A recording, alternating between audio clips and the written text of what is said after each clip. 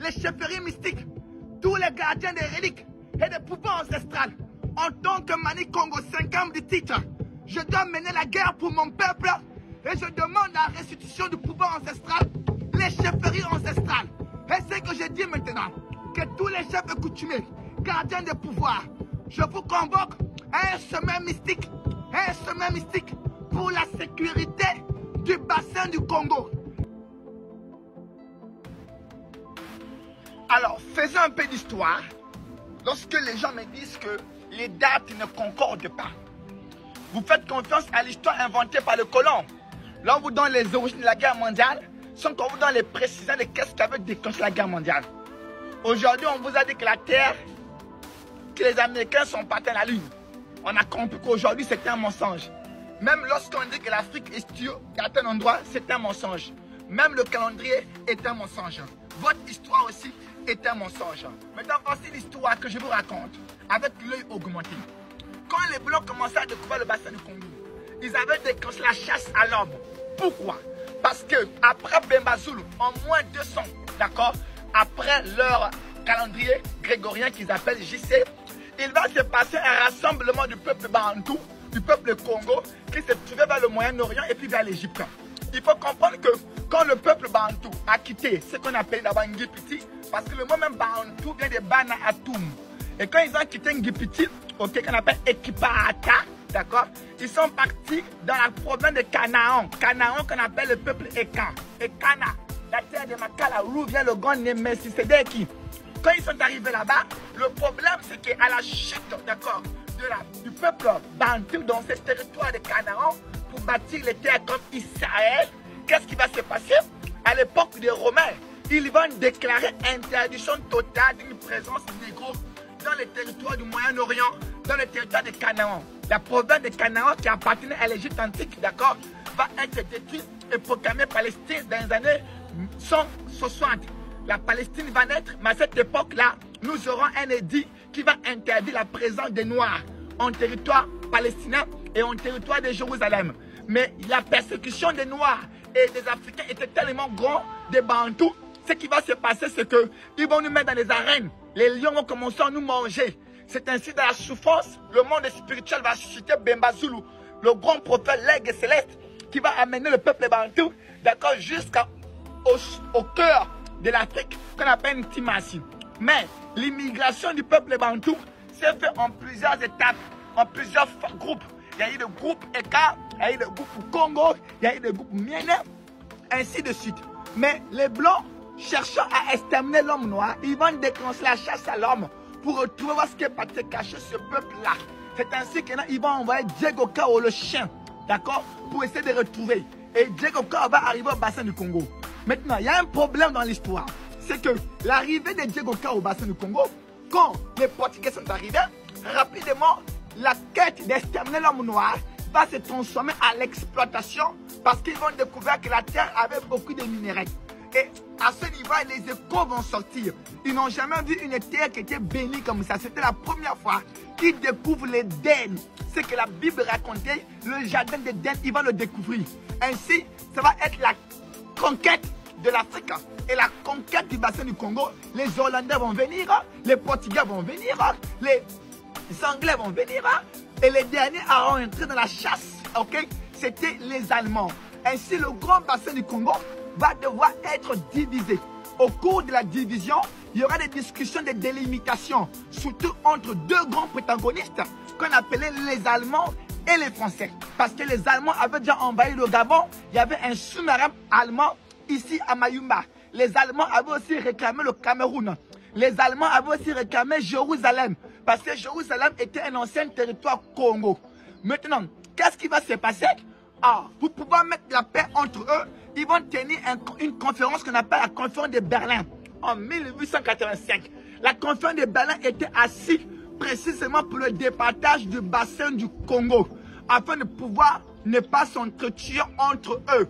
Les clauses qui ont été prises à la conférence de Berlin ne seront pas maintenues par la France, parce que la France va essayer de récupérer les territoires qui appartenaient aux Allemands, notamment le Gabon, okay, et un peu le Cameroun. Et ce qui va énerver les Allemands, et ça va commencer à déclencher la guerre mondiale. La première Première Guerre mondiale, j'insiste, ne vous fatiguez pas vos histoires inutiles, j'insiste, la Première Guerre mondiale était sur les solutions de délimitation du bassin du Congo. Quand Hitler vient, Hitler remarque que exactement les Français avaient tort. Moi, il y a des audios de Hitler, Hitler parle. Il n'était pas d'accord des gros morceaux que les Français voulaient prendre. Vous savez, les Blancs se sont battus pour le bassin du Congo. Ils ne sont pas prêts à abandonner. Ils ont perdu beaucoup pour le bassin du Congo. On doit les dompter. Et quand Hitler vient, il fait la continuité de l'histoire. Il a même fait le génocide des Juifs. Pourquoi? Parce que Hitler savait que c'était les faux Juifs. C'est les Mindélé, les Blancs qu'on a mis à Jérusalem. Un territoire qui appartenait au peuple Congo. Vous ne savez pas ça? Et Hitler va déclarer le génocide des Juifs. Ne savez-vous pas que non, les mêmes Juifs, avant qu'ils viennent en Palestine, on a failli les déposer au bassin du Congo et puis au Zimbabwe? L'histoire se répète même aujourd'hui.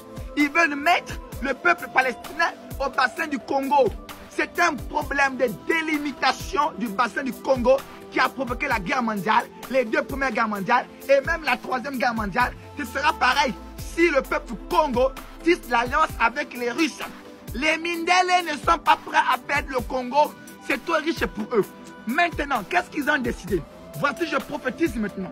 Dans l'œil de l'aigle, j'ai regardé, j'ai assisté au grand chemin secret mystique des Nations Unies en tant que le fantôme. Et quand j'ai regardé, j'ai vu, ils ont décidé de transformer la RDC en patrimoine humanitaire. État non légitime, trop riche pour être une propriété d'un pays. Et ils vont déclarer la RDC propriété humanitaire, patrimoine international. Vous comprenez ça bien? Ils vont enlever l'armée. Ils vont enlever le président. Et la RDC sera une propriété des Nations Unies. Et ils vont maintenant exploiter les ressources de la RDC, du bassin du Congo, en leur propre profit. Je suis en train de vous dire les choses qui vont arriver. Continuez à prier Jésus. Cette décision, ils ont pris ça en accord avec Jésus.